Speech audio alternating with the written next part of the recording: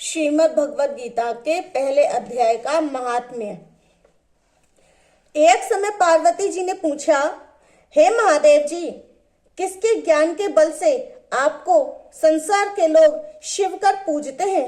मृगशाला ओढ़े, अंगों में शमशानों की विभूति लगाए, गले में सर्प और मुंडों की माला पहन रहे हो, इनमें तो कोई पवित्र नहीं है। फिर आप किस ज्ञान के बल से पवित्र हो, वह आप कृपा करके कहिए। श्री महादेव जी बोले, हे प्रिय सुनो, गीता ज्ञान को हृदय में धारण करने से मैं पवित्र हूँ और उस ज्ञान से मुझे बाहर के कर्म व्यापते नहीं। तब पार्वती ने पूछा, हे भगवान, जिस गीता ज्ञान की आप ऐसी स्तुति करते हैं, उनके श्रवण करने से कोई कृतार्थ भी हुआ है? तब महादेव जी ने कहा, इस ज्ञान को सुनकर बहुत से जीव कृतार्थ हुए हैं और आगे भी होंगे। मैं तुझको एक पुरातन कथा कहता हूँ, तू श्रवण कर। एक समय पाताल लोक में शेष नाग की शैया पर श्री नारायण जी नैन मूंद कर अपने आनंद में मग्न थे। उस समय भगवान के चरण चापती हुई श्री लक्ष्मी जी ने पूछा, हे प्रभु, निद्रा और आलस्य उन पुरुषों को व्यापता है जो जीव तामसी हैं, फिर आप तो तीनों गुणों से अतीत हो, आप तो नेत्र मूंद रहे हो, यह मुझको बड़ा ही आश्चर्य है।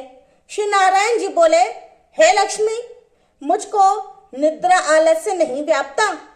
एक शब्द रूप जो भगवत गीता है, उसमें जो ज्ञान है, उसके आनंद में मग्न रहता हूँ। जैसे 24 अवतार मेरे हैं, उसमें जो रूप है, तैसे ही वह गीता शब्द रूप अवतार है। इस गीता में ये मेरे ही अंग हैं। 5 अध्याय मेरा मुख है, 5 अध्याय मेरी भुजा है, 5 अध्याय मेरा हृदय और मन है, 16वां अध्याय मेरा उदर है, 17वां अध्याय मेरी जंघा है, 18वां अध्याय मेरे चरण है, और सब गीता के जो श्लोक हैं सो मेरी नाड़ियां हैं, जो गीता के अक्षर हैं सो मेरे रोम हैं, और ऐसा जो मेरा शब्द रूपी गीता ज्ञान है, जिसके अर्थ में हृदय में विचारता हूँ और बहुत आनंद को प्राप्त होता हूँ।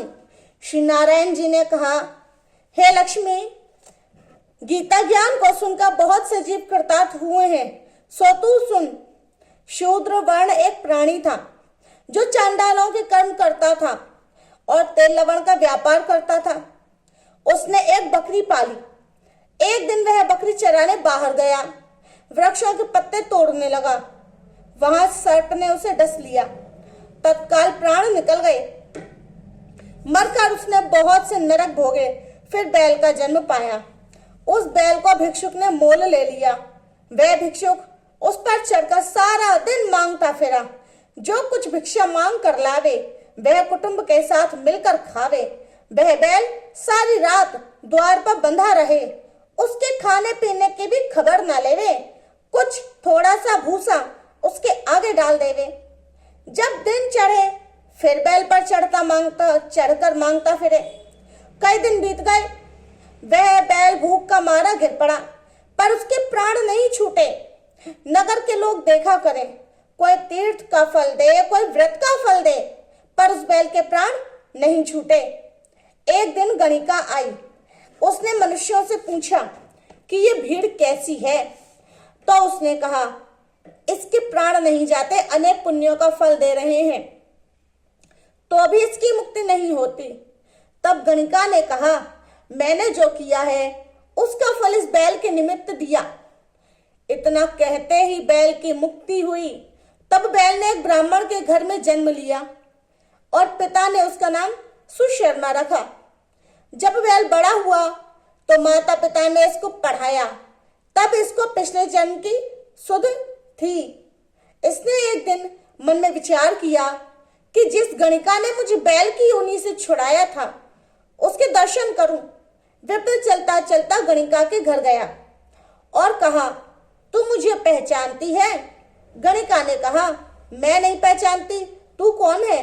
मेरी तेरी क्या पहचान है? तो विप्र, मैं वैश्या।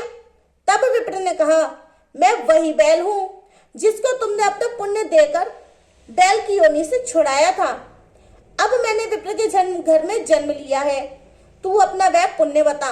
गणिका ने कहा, मैंने अपने जाने तो कोई पुण्य नहीं किया, पर मेरे घर में एक तोता है, वह कुछ न कुछ पढ़ता रहता है, मैं उसकी वाक्य सुनती हूँ, बस उस पुण्य का ही फल मैंने तेरे निमित्त दिया था। तब विप्र ने तोते से पूछा कि तू सवेरे क्या पढ़ता है? तोते ने कहा, मैं पिछले जन्म में विप्र का पुत्र था, पिता ने मुझे गीता जी के पहले अध्याय का पाठ सिखाया था। एक दिन मैंने गुरुजी से कहा कि तुमने मुझे क्या पढ़ाया है? तब गुरुजी ने मुझे शाप दिया कि जा तू सुआ हो जा। तब मैं सुआ हुआ। एक दिन फंदक मुझे पकड़कर ले गया। एक विप्र ने मुझे मोल ले लिया। यह विप्र भी अपने पुत्र को गीता जी का पाठ सिखाता था, मैंने भी सीख लिया। एक दिन विप्र के घर चोर पड़े, उनको धन तो प्राप्त ना हुआ तो वे पिंजड़ा उठा ले गए। उन चोरों की यह गणिका मित्र थी, मुझे इसके पास ले आए, सो मैं नित्य श्री गीता जी के पहले अध्याय का पाठ करता हूँ। ये सुनती है, पर इस गणिका की समझ में कुछ नहीं आता, जो भी कुछ मैं पढ़ता हूँ और वही पुण्य तेरे निमित्त दिया था। सो हे लक्ष्मी, गणिका ने भी भले काम ग्रहण किए, नित्य प्रति स्नान करें और गीता के प्रथम अध्याय का पाठ करें, इससे उसकी मुक्ति हुई। श्री नारायण जी ने कहा, हे लक्ष्मी, जो कोई अजान कर भी गीता का पाठ करे या श्रवण करे, उसको भी मुक्ति मिलेगी।